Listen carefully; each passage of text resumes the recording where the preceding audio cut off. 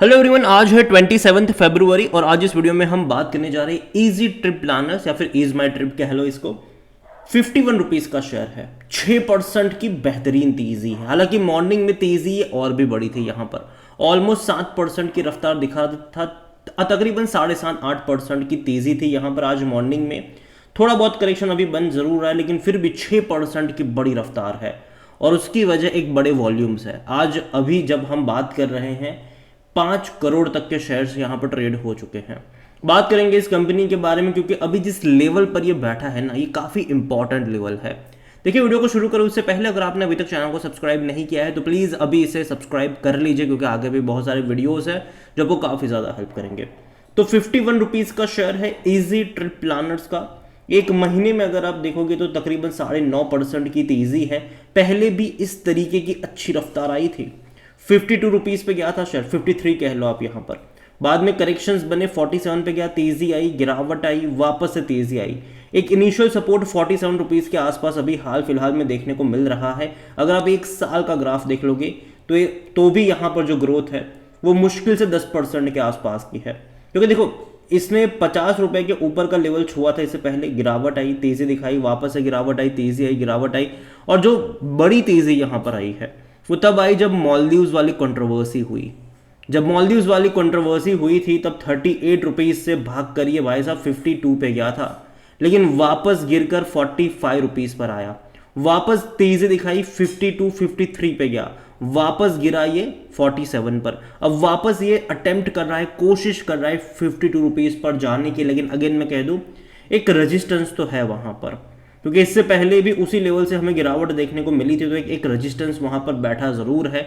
अगर उसको successfully breach कर देते हैं, अगर 53 रुपीज़ का लेवल ये सक्सेसफुली तोड़ देते हैं तो एक ब्रेकआउट वाला सिनारियो आपको यहाँ पर देखने को मिल जाएगा और ये आपको 56 या फिर 60 रुपीज़ तक के भी लेवल दिखा सकता है। लेकिन अगर उसको नहीं ब्रीच कर पाया, अगर ये 55 रुपीज़ के लेवल को नहीं तोड़ पाया, तो ये वापस आपको 45 से 47 रुपीज़ की रेंज में भी देखने को मिल सकता है ये। हालांकि मुझे लगता है कि कंपनी अच्छी कंपनी है, बुरी मैं इसको नहीं मानता हूँ। हालांकि हमें यह भी समझना होगा कि इसका प्राइस देखने में आपको 50 रुपये सस्ता लग सकता है, लेकिन एक्चुअली में कई बार इसने बोनस दिया है, स्प्लिट भी हुआ है। यहाँ पर अगर आप वॉल्यूम देखो तो अभी बाजार जस्ट खुला है और 5 करोड़ से भी ज़्यादा के शेयर्स यहाँ पर ऑलरेडी ट्रेड हो चुके हैं, 5 करोड़ से भी ज़्यादा। और देखिए, आज जो मॉर्निंग में तेजी बनी है, एटलीस्ट मैं यहाँ पर अभी इस लेवल पर तो मैं एंट्री करने की बात नहीं करूंगा। रीजन ये है कि 52 रुपीज़ का एक रेजिस्टेंस बैठा जरूर है और ये थोड़ा बहुत इसको परेशान कर सकता है। तो जब तक वो ब्रीच नहीं होता तब तक तो मेरे हिसाब से मौके नहीं है। लेकिन हाँ, अगर गिरावट आती है, अगर ब्रीच नहीं कर पाता, गिरावट आती है, देखो अगर ब्रीच कर जाता है तब डेफिनेटली मौके बनेंगे, या फिर 45 रुपीज़ का लेवल दिखाएगा तब मौके बनेंगे। यहाँ पर बीच वाला रास्ता मेरे हिसाब से नहीं चुनना चाहिए। हालांकि लॉन्ग टर्म का आउटलुक मुझे लगता है कि इसका थोड़ा बहुत एटलीस्ट अगर 6-7 महीने का आउटलुक है तो मुझे खराब नहीं लगता है ये, क्योंकि पिछले कुछ टाइम से जो तेज़ी यहाँ पर देखने को मिली है उसकी वजह खबरें हैं, न्यूज़ है। जो मालदीव्स वाली कंट्रोवर्सी हुई उसका काफ़ी ज़्यादा फ़ायदा इस कंपनी को मिला ज़रूर। इसके अलावा अयोध्या में जो राम मंदिर का इनॉग्रेशन हुआ उस टाइम पर भी इन्होंने अनाउंस करा था कि भैया वो जो है वो 5 स्टार होटल खोलने वाले हैं अयोध्या में, उसका भी फ़ायदा मिला है इन्हें। शेयर प्राइस में तेज़ी आई है।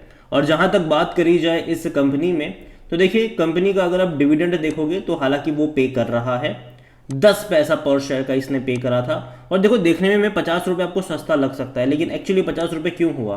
क्योंकि भैया एक ही साल में 2 बार इसने बोनस दे दिया था आपको। 2022 में अगर आप देखोगे तो 2 बार आपको बोनस मिल गया, फरवरी में और नवंबर में। इतना ही नहीं, बोनस के साथ साथ उसी साल ये स्प्लिट भी हो गया था। और यही वजह है कि आपको ये इस प्राइस पे देखने को मिल रहा है। अगर नहीं हुआ होता तो वैसे इसका प्राइस है वो काफ़ी हाई होता आपके टाइम पर। और जहाँ तक वैल्यूएशन की बात करी जाए तो इसका जो पी रेशो वो 57 का है। ना ही सस्ता कहूँगा ना ही महंगा कहूँगा मैं इसको, लेकिन हाँ उतना भी बुरा मुझे नहीं लगता है। यहाँ पर 78 का इसका सेक्टर पी है। कोई भी एनालिस्ट खरीदारी करने की यहाँ पर बात नहीं कर रहा है।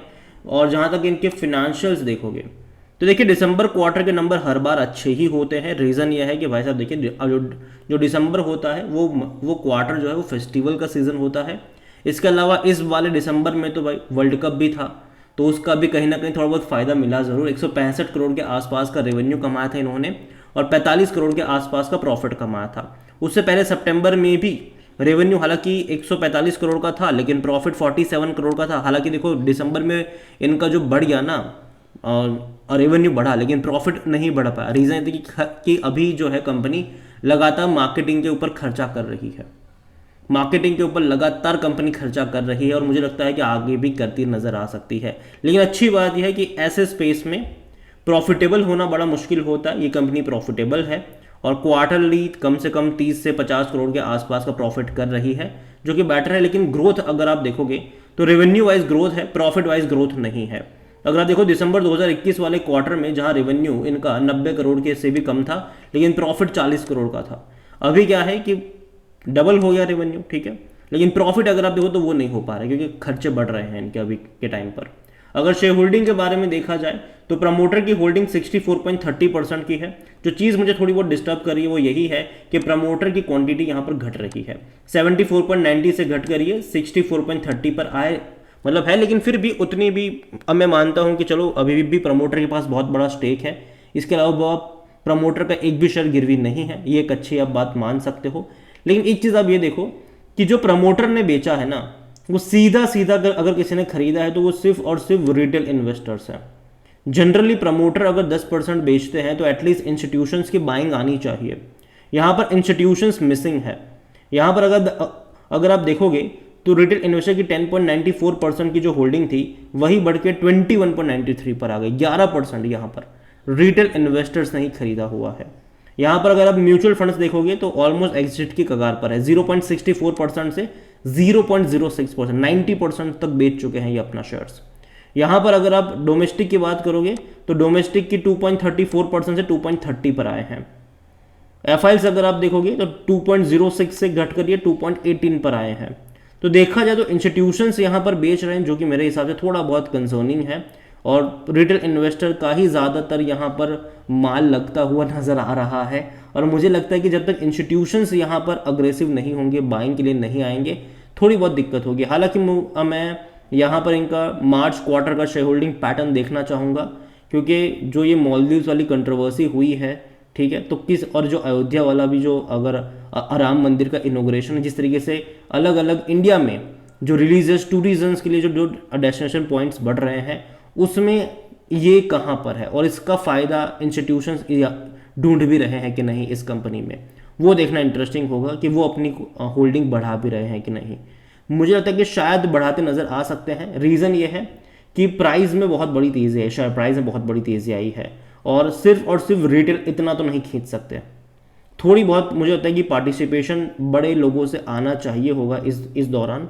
लेकिन अभी भी मैं थोड़ा बहुत स्पेक्टिकल्स हूँ इस कंपनी को लेकर, और मुझे लगता है कि यहाँ पर स्विंग ट्रेड के मौके ज़्यादा नज़र आते हैं मुझे, ना कि लॉन्ग टर्म के लिहाज से मैं उतना ज़्यादा एक्साइटिंग हूँ यहाँ पर। मुझे लगता है कि स्विंग ट्रेड के लिए ये अच्छी कंपनी हो सकती है। इवन कई सारे वीडियोस भी थे मेरे इसके ऊपर कि अगर आपको मिलता है ये तकरीबन 40 के नीचे खरीदारी कर सकते हो, 45-50 के रेंज में जाता है, प्रॉफिट टेकिंग के मौके बन सकते हैं। यहाँ पर अभी अगर आप देखोगे तो लेवल थोड़ा सा और बढ़ चुका है। यहाँ पर जो खरीदारी के मौके हैं वो 45 रुपये के आसपास अब आपको नज़र आ सकते हैं। और यहाँ पर प्रॉफिट टेकिंग की जहाँ तक मैं बात करूँ तो एक बार ये जो 52-53 रुपीज़ का लेवल है उसके ऊपर डिपेंड करेगा कि यहाँ पर क्या करना चाहिए। अगर 53 रुपीज़ के लेवल को ब्रीच करेगा तो और बड़े लेवल्स देखने को मिल जाएंगे। अगर नहीं कर पाएगा तो वापस 45 अब मतलब 45-46 रुपीज़ तक के लेवल देखने के लिए ये वापस आ सकता है, ये मेरा मानना है। यहाँ पर अगेन कोई बाय सेल रिकमेंडेशन नहीं है ये। मैं मानता हूँ कि कंपनी ने पिछले कुछ टाइम में काफ़ी अच्छे डिसीजंस लिए हैं, चीज़ें बेहतर हो सकती है इनके लिए। लेकिन जो चीज़ मुझे है वो यही है कि ज़्यादातर यहाँ पर जो पार्टिसिपेशंस आया है वो सिर्फ और सिर्फ रिटेल की तरफ से आया है। इंस्टीट्यूशंस यहाँ पर मिसिंग है। प्रमोटर की क्वांटिटी थोड़ी बहुत यहाँ मतलब थोड़ी क्या बहुत ज़्यादा यहाँ पर घट रही है। अब काफ़ी लोग कई सारे यहाँ पर मतलब जो चीज़ें बोलते भी है कि भैया प्रमोटर को भैया पैसा चाहिए, प्रमोटर यहाँ पर एक्सपांशन कर रहे हैं, ठीक है, बहुत सारी चीज़ें, लेकिन एटलीस्ट अगर प्रमोटर बेच रहे हैं तो भैया कोई ना कोई खरीद तो रहा होगा ना। तो वो चीज़ें यहाँ पर ज़रूर है। और मेरे हिसाब से मैं इतना ही कहूँगा कि कंपनी बुरी नहीं है, अच्छी कंपनी है, प्रॉफिटेबल कंपनी है। लेकिन इस सेक्टर में ना कंपटीशन और ज़्यादा बड़ी आपको देखने को मिलेगी फ्यूचर में। ऑलरेडी कई सारे बड़े प्लेयर्स हैं यहाँ पर और अदानी और ज़्यादा एंट्री कर रहे हैं। अदानी वन आप सबने सुना होगा, वो बड़े पैमाने पर यहाँ पर एंट्री कर रहे हैं और उनके पास अच्छा खासा डेटा भी है। तो उम्मीद करता हूँ कि उन सब के सामने ईजी ट्रिप प्लानर्स अच्छा खासा परफॉर्म कर पाए। लेकिन हाँ, मैं इसको लॉन्ग टर्म के लिए अभी खेलना पसंद नहीं करूँगा, क्योंकि जनरली जिस टाइम में ज़्यादा लोगों की टिकट्स बुकिंग वगैरह होती है वो एक्चुअली सितंबर दिसंबर वाला टाइम होता है, इवन मार्च वाला भी टाइम होता है, लोग घूमने जाते हैं इन दौरानों में। उसके बाद का जो वक्त होगा वो थोड़ा बहुत इनके लिए मुझे लगता है कि आने वाले क्वार्टर देखने रहेंगे कि के नंबर्स किस तरीके से आते हैं। और यही वजह है कि एक बहुत बड़ा इन्वेस्टमेंट तो मैं करने की बात नहीं करूँगा, लेकिन अगर 45 के रुपए के आसपास अगर नज़र आता है तब जाके यहाँ पर सोचा जा सकता है, अगर आता है तो। लेकिन अगर आपके पास है तो जैसे कि मैंने कहा 53 रुपीज़ के लेवल का आपको यहाँ पर वेट करना चाहिए, वहाँ से आपको अपना डिसीजन बनाना चाहिए, अगर उसको ब्रीच करता है तो, अगर नहीं करता है तो। यही मैं कहना चाहूँगा। वीडियो को यहीं पे एंड करता हूँ, कोई बाय सेल रिकमेंडेशन नहीं है ये। पसंद आया हो तो लाइक करें, शेयर करें, चैनल वगैरह पहली बार है तो प्लीज़ सब्सक्राइब करें। और इजी ट्रिप प्लानर्स लिमिटेड के बारे में आप क्या सोचते हैं वो भी आप मुझे कमेंट में लिखकर बता सकते हैं। Thank you.